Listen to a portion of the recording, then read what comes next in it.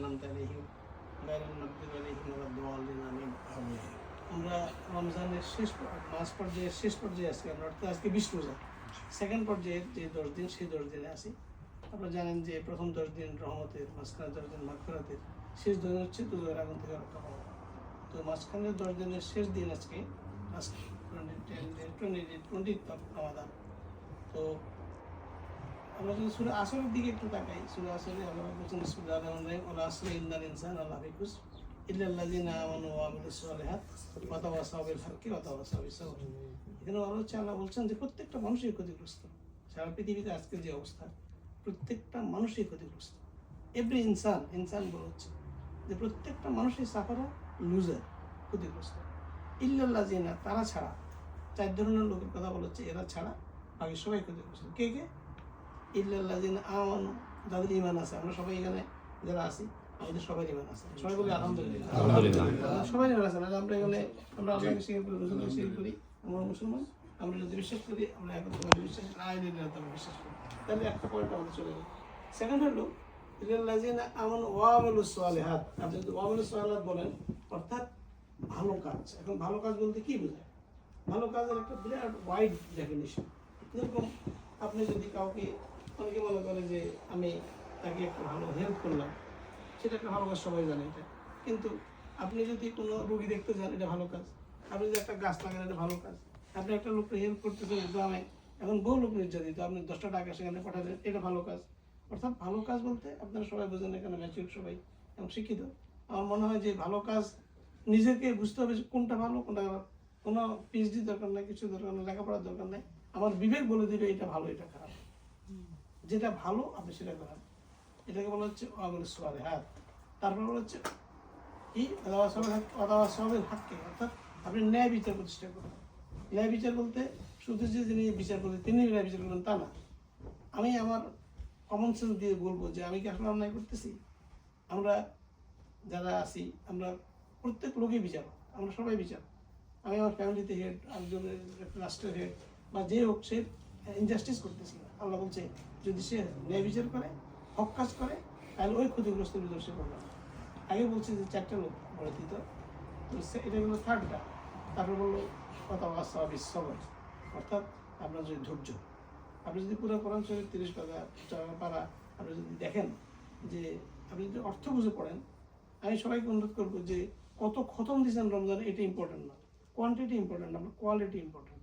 আপনি একবারে খতম দেন, অথবা একটা সূরা পড়েন, অথবা একটা আয়াত পড়েন, এবং সেই আয়াতের অর্থ যদি আপনি পড়েন, বুঝেন, দেখছেন না, আল্লাহ বলে যে আলহামদুলিল্লাহ, তোমার 5 বার খতম করার দরকার নেই।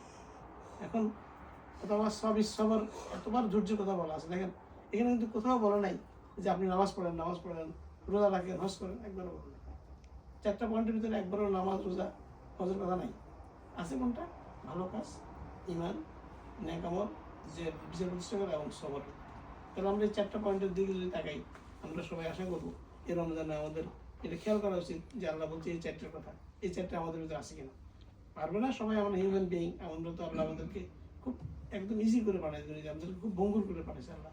তথাপি আমাদের আল্লাহর কাছে যেটা চাইতে হবে সেটা হলো আমরা যেন ডিরেল না হয়ে যায়। একবার যদি আমাদেরকে আল্লাহ হেদায়েত দান করে, আল্লাহকে চাইতে হয় এই দিনের সিরাতুল মুস্তাকিম, সূরা ফাতিহার ভিতরে আমরা সবাই প্রত্যেকদিন পড়ি, আল্লাহ show me the straight line, straight path. আপনি স্ট্রেট পাথ দেখতেছেন, তারপর বলতেছে কি বলতেছে আল্লাহ? এই দিনের সিরাতুল মুস্তাকিম সিরাতাল্লাযিনা আনআমতা আলাইহিম গায়রিল মাগদুবি আলাইহিম ওয়ালাদ-দাল্লিন। ওই পথে আমাকে নিও না যেটা ডিরেল পথ, আমাকে স্ট্রেট পথে রাখে। ওয়ান্স গাইডেড, আমাকে ওই দিয়ে নিও না। এই পয়েন্টটা দিয়ে খেয়াল করতে হবে। আর হচ্ছে আপনি যত বেশি সদকা করতে পারেন, সদকা বলতে একবার রাসূলুল্লাহ সাল্লাল্লাহু আলাইহি ওয়াসাল্লাম বললো, ইয়া রাসূলুল্লাহ, আমি কোথেকে সদকা করবো, আমার তো টাকাই নেই। তোমার টাকা নেই, তাহলে তোমার শরীর ভালো আছে, তুমি একজনের বোঝা উঠে দাও, এটা তোমার সদকা। তাহলে তোমার টাকা নেই। হুজুর, আমি তো এত বেশি রোগাক্রান্ত, লিন অ্যান্ড থিন, আমার কোনো শক্তি নেই, আমি কোথেকে সদকা করবো, আমার তো শক্তি নেই। তাহলে তুমি একটু স্মাইল করো, তুমি একটু মুস্কি হাসো, তোমার মুস্কি হাসাতে ওই লোকের মনে যে একটা প্রশান্তি আসবে, এটাই তোমার সদকা। অর্থাৎ সদকার কথাটা বলা হচ্ছে এইটা। আবার এখানে একটা ব্যাপার, অনেকে বলে যাবে আমি তো টাকা দেওয়ার মতো শক্তি নেই। আপনি যদি সূরা বাকারার দিকে দেখেন, অমিম্মা রাযাকনাহুম ইউনফিকুন, সেখানে বলা হচ্ছে তোমাকে যা দেওয়া হয়েছে, যে রিজিক দেওয়া হয়েছে, ওখান থেকে খরচ করো। একজন লোকের অনেক টাকা, সে 1 লাখ টাকা দান করবে। একজনের বেতন মাত্র 1000 টাকা, সে 10 টাকা দান করবে। আরেকজনের বেতন 1 টাকা, সে 1 পয়সা দান করবে। অর্থাৎ যাই আল্লাহ পাক দিছে ওখান থেকে আপনি খরচ করবেন। এই বিষয়টা আমরা যদি বুঝি, আমরা খেয়াল করি যে অনেকে মনে করে আমি তো দিতে পারেন না, আমি তো মিসকিনেরও কিছু না কিছু আছে, তো সেটাই সে হিসেবে দান করবে। আরেকটা হলো, যদি কোনো দুই ভাইয়ের ভিতরে বা কোনো দুইটা গ্রুপের ভিতরে বিবাদ মানে সংঘর্ষ থাকে, সেখানে যদি আপোষ করে দেওয়া যায়, মিলে দেওয়া যায়, আল্লাহ খুব খুশি হয়ে যায়, বলছে আমি তার জন্য জান্নাত ওয়াজিব হয়ে যায়, তাই না? এখন কথা হচ্ছে যে আপনি দুইটা পার্টি বা দুইটা গ্রুপ বা যে কোনো দেশ, যেমন আজকে ইসরায়েলে আমরা জানি যে কীভাবে এখান থেকে ইরান থেকে আক্রমণ করা হচ্ছে। এখন সেখানে যদি কোনো এমন একটা শক্তি এসে যদি বলে ঠিক আছে আমি এটা স্টপ করতে চাই, আমরা পিস চাই, আমরা শান্তি চাই, এটা এখানে আল্লাহ বলছে আমি তার জন্য জান্নাত ওয়াজিব করব। এটা একটা খুবই ইম্পর্ট্যান্ট একটা বিষয়। আর একটা হলো শুকর। সূরা বাকারার 52 নম্বর আয়াত আপনি যদি দেখেন, সেটা বলছে ফাসকুরুনি ইয়াসকুরকুম ওয়াশকুরুলি ওয়ালা তাকফুরুন। তুমি আমাকে স্মরণ করো, আমিও তোমাকে স্মরণ করবো। আল্লাহ বলতেছে শুকর আদায় করো, ডোন্ট বি আনগ্রেটফুল ওয়ালা তাকফুরুন, মানে তুমি অকৃতজ্ঞ হইও না। তো আমাদের যাই আল্লাহ পাক আমাদের দিছে, আমাদের শুকর আদায় করতে হবে। সূরা ফজরের আপনি যদি শেষ দিকে তাকান, তাহলে আপনি দেখবেন সেখানে আল্লাহ বলছে ইয়া আইয়াতুহা নাফসুল মুতমাইন্না ইরজি ইলা রাব্বিকা রাদিয়াতুন মারদিয়াত ফাদখুলি ফি ইবাদি ওয়াদখুলি জান্নাত। অর্থাৎ আল্লাহ বলছে হে প্রশান্ত আত্মা। প্রশান্ত আত্মা কোনটা? যেটাতে আল্লাহ সন্তুষ্ট, আমি আল্লাহর প্রতি সন্তুষ্ট, রাদিয়াতুন মারদিয়াত বলা হচ্ছে। এবং বলা হচ্ছে তখন আল্লাহ বলছে যে এবার তোমাকে আমি বলা হবে যে এন্টার টু দি জান্নাত, ফাদখুলি ফি ইবাদি ওয়াদখুলি জান্নাত, এবং জান্নাতে প্রবেশ করো। তাহলে এখন আমি তার প্রতি সন্তুষ্ট, তার প্রতি উনি আমার প্রতি সন্তুষ্ট করেটা কি? আমি সব কিছু পাইলাম। আমরা দীর্ঘদিন আপনার আওয়ামী লীগ ক্ষমতা ছিল 18 বছর। এখন আপনি তখন এটা বলবেন না যে আলহামদুলিল্লাহ। এখন যে আপনি সাফার করতেছেন, এখন আপনি বলবেন আলহামদুলিল্লাহ। তখন আল্লাহ বলবো রাদিয়াতুন মারদিয়াত। আল্লাহ পাক ক্ষমতা, শক্তি, সম্পদ এগুলা দিয়ে আল্লাহ পরীক্ষা করে, টেস্ট। এখন আপনি মনে করতেছেন যে আজকে যারা ক্ষমতা আছে তারা মনে করতেছে সব কিছু পেয়ে গেছে, এটা টেস্ট। তুমি কীভাবে চলো, তোমার কাজকর্ম কি, মানুষের হক তোমার প্রতি যেটা ছিল সেটা কতটা আদায় করতেছে, মানুষ কতটা তোমার কাছ থেকে এক্সপেক্ট করতেছে অনেক বেশি, সেই এক্সপেকটেশন পূরণ হচ্ছে কিনা, এই জিনিসগুলো মানে আল্লাহ এটা দেখে। আল্লাহ অতীতও দেখতেছে, এখনও দেখতেছে। ক্ষমতা এমন একটা জিনিস যে আপনি এটা সুষ্ঠু ব্যবহার যদি না করেন তাহলে আল্লাহ নারাজ হয়ে যায়।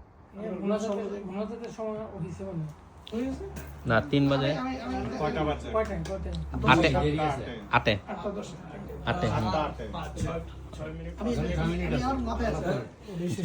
আমি বলবো তো যে কথাটা বলতেছিলাম যে যদি আপনি যেটা আপনার উপরে আছে, আপনি যখন পরীক্ষায় পাস করলেন, ফার্স্ট ডিভিশন পেয়ে গেলেন, আপনি খুব খুশি হয়ে গেলেন, বা আপনি প্রমোশন পেয়ে গেলেন, বা আপনি সচিব হয়ে গেলেন, তখন যেরকম স্যাটিসফাইড হবেন।